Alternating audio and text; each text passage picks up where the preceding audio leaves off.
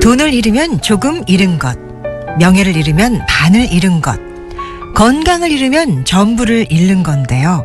매주 목요일 여러분의 건강 여기서 꼼꼼하게 챙겨드립니다. 라디오 주치.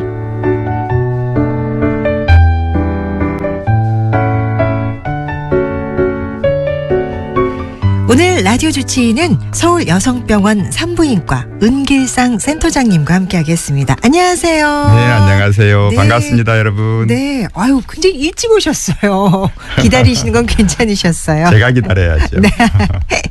자, 오늘 제가 임신성 당뇨라고 말씀을 드렸는데, 임신하기 전에 당뇨가 아니었던 산모들이 임신하고 나서 당뇨를 앓게 되는 이유, 이게 뭔가요? 네. 깜짝깜짝 놀라시는 분들이 많습니다. 임신성 당뇨병이다 이렇게 말을 하면. 네. 그런데 임신 중에 당뇨병을 앓는다기보다는 네. 이렇게 당뇨병 성향이 있는 분들이 임신 중에 당뇨병으로 드러난다 이 말이 맞을 거예요. 그렇군요. 네. 네. 상황이에요. 왜냐하면 이제 두 종류의 당뇨병이 있는데 이미 당뇨병을 앓고 계신 분들이 임신 중에 진단되는 것. 네. 이런 경우를 이제 당뇨병성 임신 이렇게 이야기하는 거죠. 네. 그리고 한 90% 정도는 실제 당뇨병인지 전혀 모르고 살았던 분들이 네. 임신 중에 당뇨병이라고 진단받는 것들인데 네. 원인이 궁금하죠. 네, 알려주세요. 왜냐하면 임신 중에는 네. 그러니까 우리가 사실은 혈당을 조절해 주는 거, 영양분을 조절해 주는 거거든요. 네. 이렇게 저조해서 잘 우리 건강하게 살 수 있게끔 조절해 주는 호르몬 중에 많은 호르몬들이 있지만 그중에 이제 우리가 잘 알고 있는 인슐린이라는 호르몬이 있거든요. 네네. 잘 아시죠, 여러분들? 네. 인슐린이라는 호르몬이 인슐린 혈당을 낮춰주는 역할을 그렇죠. 합니다. 네. 근데 그 인슐린이 혈당을 낮춰주는 역할을 잘 못하는 거죠. 임신 중에는 여러 가지 호르몬 영향이라든가 다른 여러 가지 요인에 의해서 지방 또는 근조직 인슐린을 써야 하는 그런 부분에 인슐린 저항성이 생깁니다. 그래서 인슐린이 네. 있는데도 내가 왔어 인슐린이 너 이거 해줘 하는데도 무슨 소리야 하고 늦잠 자고 안 일어난다든가 이렇게 게으름을 피우는 거죠. 그러니까 혈당이 올라가는 거죠. 낮춰줘야 해 혈당을. 그런데 좀 있다가 하면서 그냥 있는 거라고요. 그러면 이 아이는 게으른 아이인 거죠. 네. 이렇게 게으른 몸에서 이렇게 당뇨병 성향을 가지고 있는 사람들이 네. 이게 임신 때는 이게 저항성이 더 많아지니까 당뇨병으로 드러나는 거죠. 그렇게 된다면 임신성 당뇨는 임신이 끝나면 자연스럽게 사라지지 않을 수도 있겠네요. 아니면은 출산 후에는 사라지는 건가요? 네, 사라지죠. 그래요? 임신 때문에 생겼었던 여러 가지 호르몬 때문에 인슐린 네. 저항성도 생기고 또 혈당이 천천히 올라가게끔 많이 생기지 않게끔 하는 역할을 이렇게 막아주고 하던 것들을 이제 못하니까 혈당이 많이 올라가게 되는데 네. 이제 걔네들이 다 가버렸거든요. 그렇게 그러니까 되면? 이제 괜찮아지는 거죠. 네. 기본적으로는. 근데 문제가 남아 있는 거예요. 좀 뭔가 그런 성향이 있으신 그렇죠. 그렇군요. 그러면 임신성 당뇨가 생기면 아기한테도 영향을 미치게 되나요? 물론이죠. 그래서 아기하고 산모에게 똑같이 문제를 일으키기 때문에 우리 산과 의사들이 임신된 산모들에게 관심을 갖는 거죠. 네. 잠깐 지나갔지만 네. 임신이 출산하고 나면 다 나아지느냐? 네. 대부분의 경우에 정상으로 돌아가는데 문제는 네. 그분들의 반이 네. 한 20여 년 지나면서 당뇨병 환자로 된다는 거예요. 나중에. 그렇죠. 아까 말했지만 임신 중에 당뇨병 성향이 있는 분들이 당뇨병으로 발현된 문제가 있구나라고 발견된 거거든요. 네. 그러니까 지금 그 급한 문제, 이 코로나가 해결이 되고 나면 네. 좀 나아지지만 네. 우리가 보건 시스템을 계속 갖춰놔야 하듯이 안 하면 또 다른 바이러스가 왔을 때 또 문제가 생기겠죠. 네. 네, 코로나19 때문에 많이 힘드시죠, 여러분들. 그쵸. 온 국민이. 네. 네.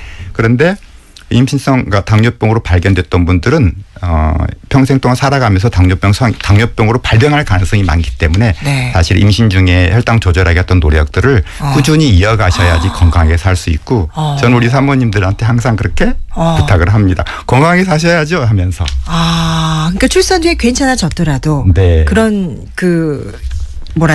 출산 후에 다시 나중에 혹시라도 그런 관리를 제대로 하지 않는다면 당뇨병이 될 수 있는 가능성이 보통 사람보다 훨씬 높은 거죠. 그렇군요. 그다음에 우리 이제 질문하셨던 태아에 관한 이야기 말씀드렸죠. 네.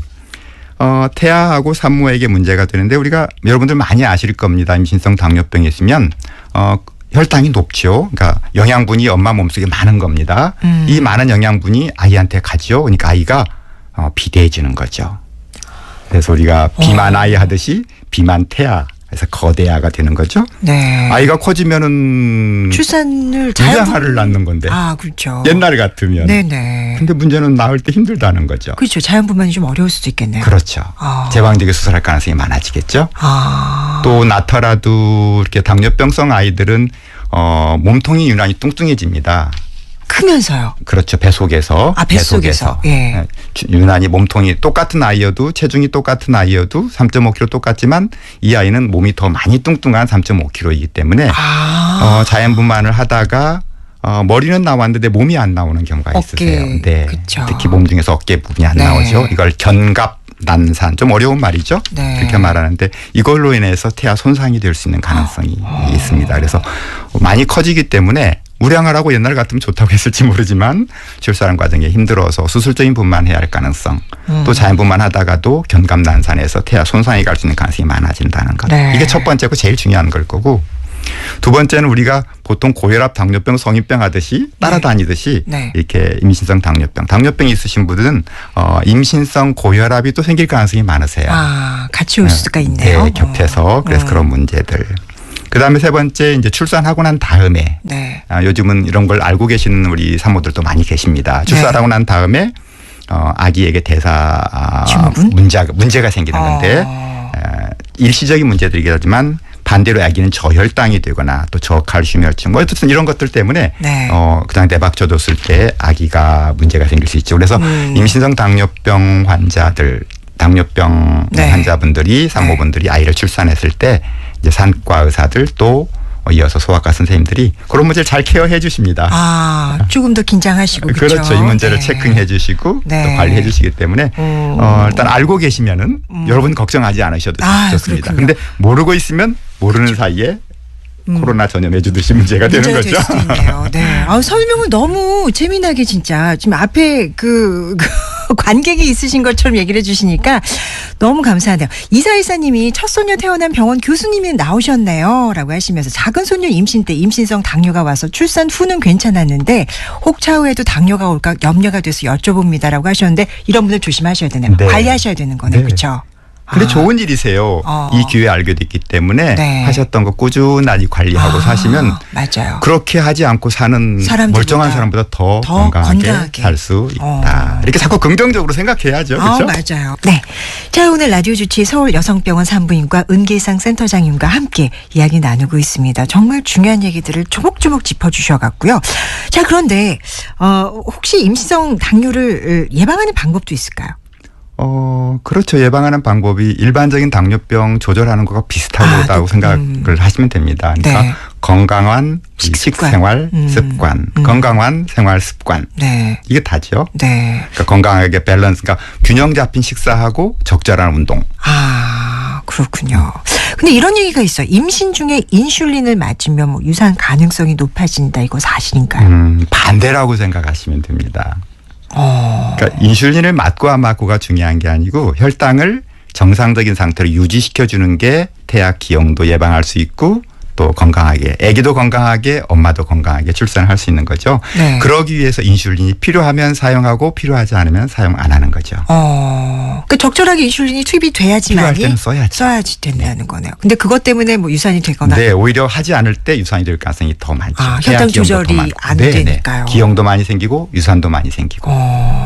이런 건 잘못한 저 안 맞을래요. 뭐 이런 경우도 안 되죠. 네, 그런데 첫 번째 이런 건 있으세요. 먼저 막 혈당 조절하기 위해서 인슐린부터 쓰는 게 아니고 네. 모든 담당 선생님께서 그렇게 해주시겠지만 첫 번째 식이하고 운동하는 거. 적절한 균형 잡힌 식사 또 적절한 운동하게 하시고 네. 그렇게도 조절되지 않는 부분에 대해서 인슐린을 사용해서 적절하게 유지해 주는 거죠. 네. 자, 그러면 임신성 당뇨를 확진받은 환자라면 관리도 뭐 똑같겠네요. 그럼 방금 계속 얘기해 주신 것처럼. 네.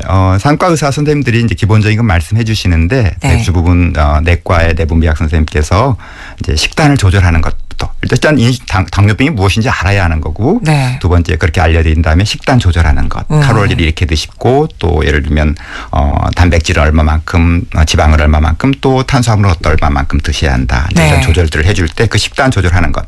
그다음에 운동하는 것. 네. 조금 구체적으로 말씀드리다 보면 운동은 한 30분 정도 할 수 있다면 특별한 네. 문제가 없다면 걸으시는 운동 제일 좋은 운동 중에 하나입니다. 네. 두 번째 탄수화물은 한 30-40% 정도 비중이 네. 그다음에 지방이 한 40% 정도 또 단백질이 한 20-30% 20% 정도의 그런 네. 식사. 이게 쉽지 않죠 사실은. 그렇죠. 네, 그래서 그거를 영양 상담을 통해서 네. 받으시는 게 필요합니다. 그런데요. 임신하면 살이 찌는 건 당연한 현상이잖아요. 네네네. 근데 어떤 분들은 뭐 내가 막 20kg가 쪘다. 어떤 분들은 크게 늘지 않았다. 뭐 이런 얘기를 하는데 적정한 그 선이 있을까요? 네, 적절한 선이 있는데 네. 사실은 저는 처음에는 이 체중 조절이 이 정도 되어야 합니다 이렇게 생각을 했었어요. 그렇지만 산과 의사로 쭉 지나면서 네. 이걸로 환자분들께 산모들께 스트레스 주는 게 좋지 않겠다. 그래서 오히려 좀 편하셨으면 좋겠다. 그러나 기준을 알고 계셔야죠. 네. 산과학 텍스트북에 네. 교과서에 교과서에 1 내지 12kg가 적절한 체중 증가다. 그러네요. 네, 20년대 초반, 20세기 초반에는 네. 체중을 많이 이렇게 제한을 했어요. 그래서 그 당시만 해도 9kg 이상 들지 않는 게 좋겠다. 왜 체중이 많이 들면 임신성 고혈압도 생기고 뭐 다른 안산도 생기고 하니까. 그랬는데 그건 적절하지 못하고 네. 한 11kg 정도. 그래서 최소한 한 9kg에서 한 15, 16kg 정도까지 드는 건 괜찮은데 그 이상은. 사람에 따라 다르죠. 그러면 많이 이렇게 체중이 많이 나가시는 분은 적게 내는 게 낫습니다. 맞아요. 11kg보다 적게. 그래서 한 9kg 정도. 네. 근데 최소한 7kg 정도는 느는 것이 적절하세요. 적절한. 왜냐하면 너무 영양을 조절하다 보면 내가 다이어트는 됐는데 아기한테. 아기 영양 부족으로 해서 아기 발육에 저하가 될 수 있으니까. 그리고 네. 반대로 이렇게 체중이 좀 적게 나가시는 분들은 그보다 조금 더 늘어도 괜찮습니다. 맞아요. 자, 식단 관리 중요하다 이런 얘기 해주셔서 특히 이제 임신성 당뇨로 이제 이렇게 확진을 받은 경우에는 근데 피해야 되는 음식 혹은 뭐 섭취하면 도움되는 음식도 있을까요? 네, 제일 중요한 부분이죠. 네. 첫 번째 우리가 당 지수란 말이 있는데 당 지수가 높은 음식들을 피하는 겁니다. 무슨 말이냐면 먹었을 때 금방 혈당이 올라갔다가 줄어드는 것. 네. 어떤 것은 탄수화물도 먹어도 혈당이 천천히 올라가서 똑같은 300칼로리여도 네. 혈당이 오랫동안 적절한 수치로 유지되는 것도 있지만 어떤 것들은 300칼로리인데 금방 올라가 탄도식만에 뚝 떨어지는 것. 네. 이런 음식들은 이제 고혈당을 초래하기 때문에 좋지 않죠. 네. 그래서 고구마 감자 중에서는 감자가 좀 좋지 않은 거죠. 우리 잘 알다시피. 네. 그다음에 특히 이제 빵에는 설탕이 많이 들어가죠. 그래서 빵은 맛없는 꼭꼭 씹을수록 맛있는 빵들만 드시라고 이렇게 말씀드립니다. 통밀빵 이런 거. 네. 그다음에 밀가루 같은 것도 이게 사실은 탄수화물이거든요. 그렇죠. 그래서 그런 것들은 좀 삼가하셨으면 좋겠다. 또 네. 밥도 이러면 이렇게 잡곡밥 먹는 게 좋겠다. 네. 네. 그다음에 이제 단백질 섭취를 좀 일반적으로 늘리는 게 나으니까 네.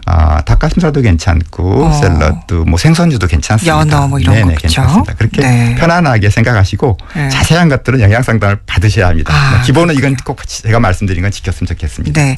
오늘 너무 중요한 얘기들을 조목조목 짚어주셨는데 임신성 당뇨라면 오늘 마지막 질문인데 이것만큼은 절대 하지 마라 어떤 게 있을까요?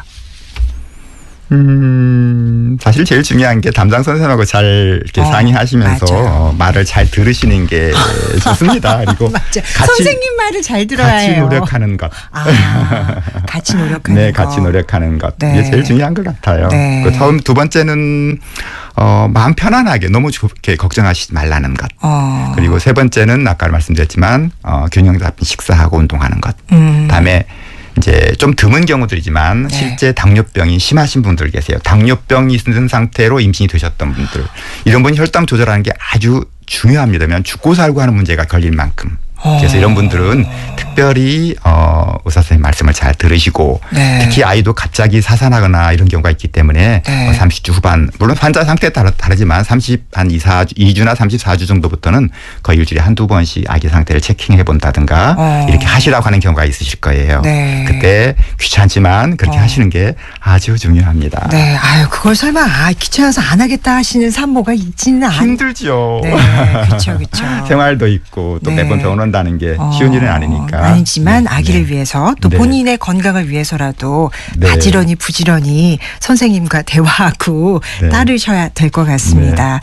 근데 진짜 그런 부분 당뇨 좀 있다 하시는 분들은 미리 좀 조절을 하고 아기 갖는 이런 계획도 중요하겠네요. 물론입니다. 실제 네. 당뇨병이 있으신 분들은 네. 태아 기형이 상당히 많이 생깁니다. 어떤 기형들은 뭐 한 2배 내지 5배 정도 증가하기도 하기 때문에 네. 혈당 조절을 충분히 한 상태에서 조절이 된 상태에서 아기를 갖는 것을 꼭 부탁드리고 싶습니다. 네.